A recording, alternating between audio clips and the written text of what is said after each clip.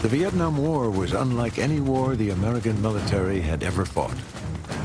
As powerful as the American military was, it had trained and prepared to fight on a battlefield far different from the rice paddies and mountains of Vietnam. The predominant American strategy was to mass its superior firepower on the enemy through large unit operations. The man who first was the architect of the war, who designed the game plan that would be followed for the next 8 years, William Childs Westmoreland, was an artilleryman who believed in firepower, who believed in using the same kind of techniques that were employed in World War II, wall-to-wall firepower, and punish the enemy in such a pummeling that he will capitulate, he'll run away. And he brought that mentality to Vietnam. The U.S. command strategy was based on a policy of attrition, arrogant in the belief that pure technological superiority would crush the VC guerrillas and the conventional NVA battalions.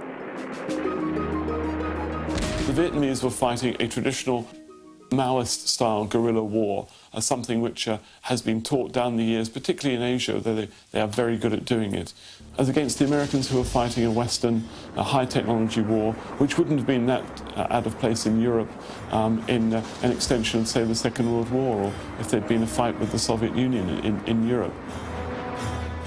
Vietnam was not World War II, however. Mesmerized by body counts that firepower could achieve when the communists stood and fought, Westmoreland waged a conventional big unit action war in Vietnam with minimal emphasis on civic action.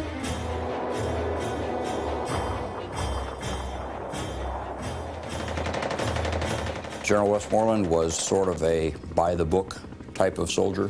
He was, in his personal characteristics, a proud man, one might say a vain man. His approach to fighting the war in Vietnam was essentially that if he killed enough of the enemy, the war would be won. And he killed an awful lot of them, but the war wasn't won. These large American multi-battalion, multi-division sweeps into the remote mountains and deep jungle often allowed the VC and NVA to choose when to fight, usually on pre-prepared battlefields of their own choosing. The impression I think it gave to a lot of guys was that they were hurting us and we weren't hurting them. In fact, we were, but we didn't see that. And Americans seemed to have this notion that the enemy was honor-bound to stand up and fight our way. The enemy didn't see it that way. It was quite frustrating. Their intent was not to cause us to be destroyed by one massive shot. They wanted us to bleed to death. And their target was not the soldier in the field or a military objective in the field. Their target was the minds of the American people. American forces learned that finding an enemy when he didn't want to be found was their biggest challenge. The casualties suffered by American forces were substantial, although the NVA losses were enormous. The advantage of the VC is that we couldn't find them. And essentially what they did was wear us down. They would put mines out, blow up a truck, snipe a few people, kill somebody here, blow this up, burn that, mortar the place, and disappear. It kept our casualties high. Guerrilla groups rarely operated in units larger than 12-man squads. They used triple-layer jungle canopy to hide from American aircraft in the daytime. Larger battalions remained spread out in small groups over a wide area and moved at night to avoid detection. We lost many troops and personnel because of helicopters. Definitely America held the high ground on this. But then we adapt ourselves to helicopters by spreading the troops out and by deception. We gave them false indications of our whereabouts. But the main thing is spreading the troops out. Later on, we were equipped with anti-aircraft missiles, so we used them for counterattacks, or take advantage of forest, mountain, caves, and other natural settings to hide ourselves.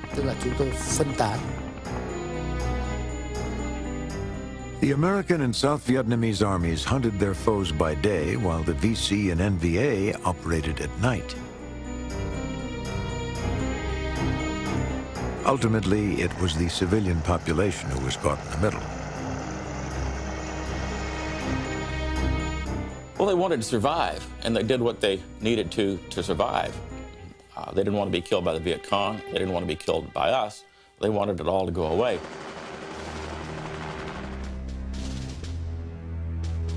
The average NVA soldier was not much different from any other soldier. He was not a great expert in the jungle, as commonly thought. Most came from Hanoi and Haiphong and other large cities in the north. When he left his home country, he was leaving for the duration of the war. I don't think we thought of communism or whatever, but the feeling or the sense of national independence was burning in many, many of us. And many people were not Communist Party members. You remember in this country, we've got only 2 million members of the Communist Party.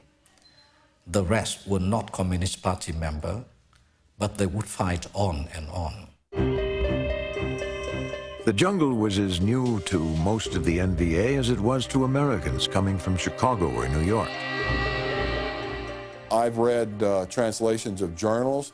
I've talked to enemy prisoners that were just as scared of the snakes and hated the leeches and all the different adversity in the jungle as much as Americans.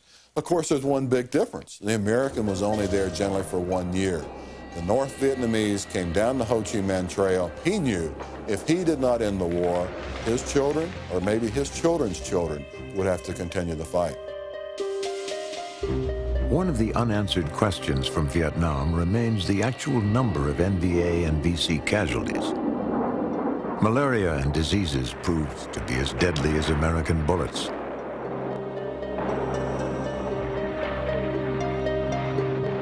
I think we lost more men by malaria than by the B-52 or the bombs. My father went to Central Highland and looked at the book there, and they list so many tens of thousands of soldiers died of malaria. Malaria had been made worse by the lack of supplies and medicines. The official Vietnamese number for NVA and VC military casualties is 600,000. The American estimate was higher, around 900,000. Both are low. Newly revealed North Vietnamese secret documents and sources inside Vietnam today show military losses of 2 million dead and millions more wounded. We lost more than 2 million in Vietnam War. And in most of the battle, when we went in there, we tried to get the wounded out. But when the helicopters and when the artillery started targeting at the battle, we usually didn't have enough time to remove the dead soldiers from the area. How could any nation absorb such losses? And if American intelligence had known the truth, would it have changed the result? The ultimate explanation may be found in Vietnam's long tradition of commitment, sacrifice, and endurance in war under the leadership of Nguyen Van Giap. Giap is on record of saying, I'm willing to pay 10 to 1, and I know I will wear the Americans out, just as I wore the French out. And so they had decided that the price of their freedom, the price of their independence, would be X number of young men, and they were willing to pay the price. They were willing to fight 1 hour, 1 day, 1 year longer than the Americans. This jet plane was doing runs, doing bombing runs and dropping HE on this hillside. This one guy breaks cover and stands right in the middle of the clearing, and he's got an AK with a clip in it. That's all he's got, and his PJs, you know? And here comes the jet on a run, and he stood there until it got within range of his gun and emptied his clip at the jet until the HE hit him on the head, literally. And boom, he was gone. I remember watching this from the next hill over and thinking, I can't match that. How do you do that? How does anybody do that? I wouldn't have stood out in a clearing and shot at a jet airplane knowing it was a death sentence. And the guy in the jet didn't even care. It was like a bug on the windshield of your car, you know, but this guy did it anyway because he was that far into it. It took me years to understand that. If they had an advantage, if they had any single advantage, that was it.